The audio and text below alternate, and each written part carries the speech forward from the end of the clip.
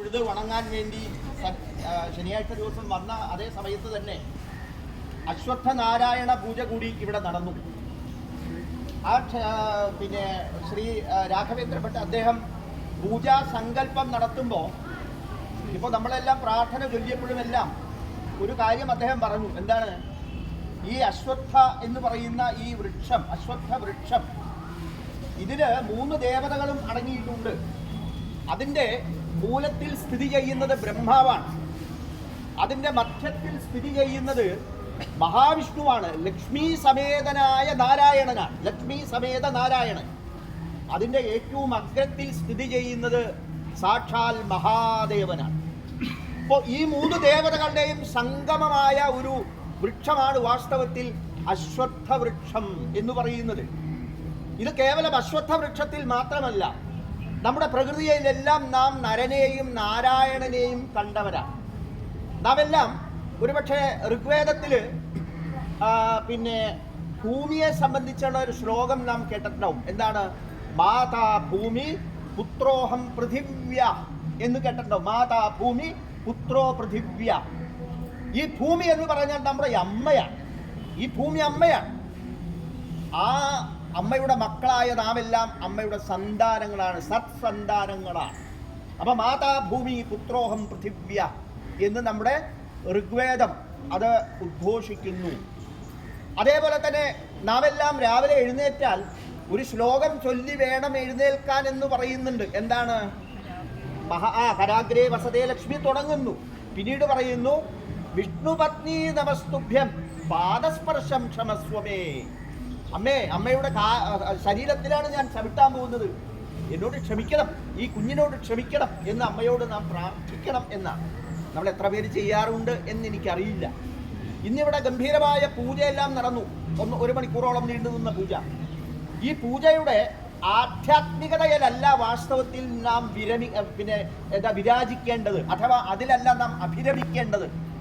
പൂജയുടെ ആധ്യാത്മികമായ വശങ്ങളുണ്ട്. ഞാൻ നേരത്തെ പറഞ്ഞു, ബ്രഹ്മാവും വിഷ്ണുവും മഹാദേവനും അടങ്ങുന്ന ഒരു വൃക്ഷമാണ്.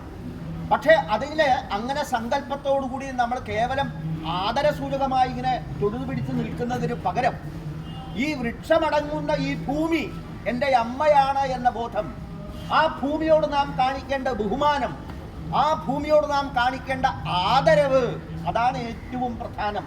ഈ പൂജയെല്ലാം കഴിഞ്ഞ് പോണ വഴിക്ക് കിട്ടിയ പ്രസാദത്തിന്റെ സാധനങ്ങളെല്ലാം വഴിയിലേക്ക് അങ്ങ് വലിച്ചെറിയുക. ഗംഭീരായി അമ്മയെ പൂജിക്കലായി അല്ലേ? നാം വീട്ടിൽ വെട്ടിമുറിച്ച് കുറേ ബാക്കി വന്ന സാധനങ്ങളെല്ലാം പൊന്തി കെട്ടി ഭർത്താവ് ജോലിക്ക് പോകുമ്പോൾ കൊടുത്തേച്ചു, ചേട്ടാ എവിടെയെങ്കിലും കൊണ്ടുപോയി ഒന്ന്, ബാങ്കിലല്ല, എവിടെയെങ്കിലും കൊണ്ടുപോയി നിക്ഷേപിക്കുക. ഈ രീതിയിൽ നമ്മുടെ ജീവിതത്തിൽ നാം ഇത് ആചരിക്കണം. ഈ അമ്മയോടുള്ള ആദരവ്, അമ്മയോടുള്ള ബഹുമാനം, അമ്മയോടുള്ള സ്നേഹം, അമ്മയോടുള്ള മമത. നോക്കൂ, അമ്മയോടുള്ള ബന്ധം എന്താണ്? ബന്ധം നാഭീനാള ബന്ധമാണ്, പൊക്കിപ്പൊടി ബന്ധമാണ്. നമ്മെ നാമാക്കി മാറ്റിയത് അമ്മയാണ്. ആ അമ്മയാണ് ഈ ഭാരതമാതാവ്.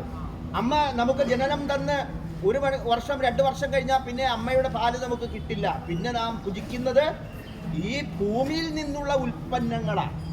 അത്രയും മമതാബന്ധമാണ് ഈ അമ്മയ്ക്ക് നമ്മളോടുള്ളത്, അത്രയും സ്നേഹമാണ് ഈ അമ്മയ്ക്കുള്ളത്. പക്ഷെ നാം എന്താ ചെയ്യുന്നത്? അമ്മയെ വീണ്ടും വീണ്ടും ചവിട്ടിക്കൊണ്ടിരിക്കുക അല്ലേ? അമ്മയുടെ ശരീരത്തിൽ നാം വീണ്ടും എന്താണ് കരാള നൃത്തമാടിക്കൊണ്ടിരിക്കുകയാണ്. ഭൂമിയെ നമ്മുടെ ദുർവിനിയോഗം ചെയ്തുകൊണ്ടിരിക്കുകയാണ്. ഭൂമിയെ നാം അമിതമായ ഉപയോഗത്തിന് വിധേയമാക്കിക്കൊണ്ടിരിക്കുകയാണ്. നോക്കൂ, നമുക്ക് ഭക്ഷിക്കാൻ സാധനങ്ങൾ വേണം. പക്ഷേ ഭക്ഷണ സാധനങ്ങൾ ഉൽപ്പാദിപ്പിക്കുമ്പോഴും നാം എന്ത് ചെയ്യണം? പരമാവധി കെമിക്കലിൻ്റെ ഉപയോഗം നാം കുറയ്ക്കണം. ജൈവ കൃഷിയിലേക്ക് നാം മടങ്ങണം. വളരെ ലാഭകരമായി ജൈവ കൃഷി നടത്തുന്ന ധാരാളം പേര് നമ്മുടെ നാട്ടിൽ ഇന്നുണ്ട്. ഞാൻ എത്ര ഉദാഹരണം വേണമെങ്കിൽ നിങ്ങൾക്ക് കാണിച്ചു തരാം. ജൈവ കൃഷി ലാഭമല്ല എന്നൊക്കെ പറയുന്ന വെറുതെയാണ്. ഇവിടെ കൂടിയിരിക്കുന്ന ആളുകളെങ്കിലും അറ്റ്ലീസ്റ്റ് എന്ത് ചെയ്യണം?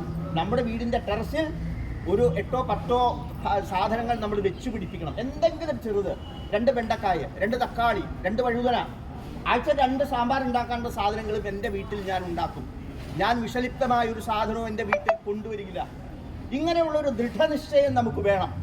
അതുകൊണ്ട് ജൈവകൃഷി വളർത്തുക. ജൈവകൃഷി വളരണമെങ്കിൽ എന്ത് വേണം? നാടൻ പശു വേണം. ഈ മറ്റേ പുറമേ കാണുന്ന മറ്റ് പശുക്കളുടെ, സങ്കരയിനം പശുക്കളുടെ ചാണകവും മൂത്രവും നമ്മൾ ഉപയോഗിക്കാൻ പാടില്ല. അത് കെമിക്കലാണ്.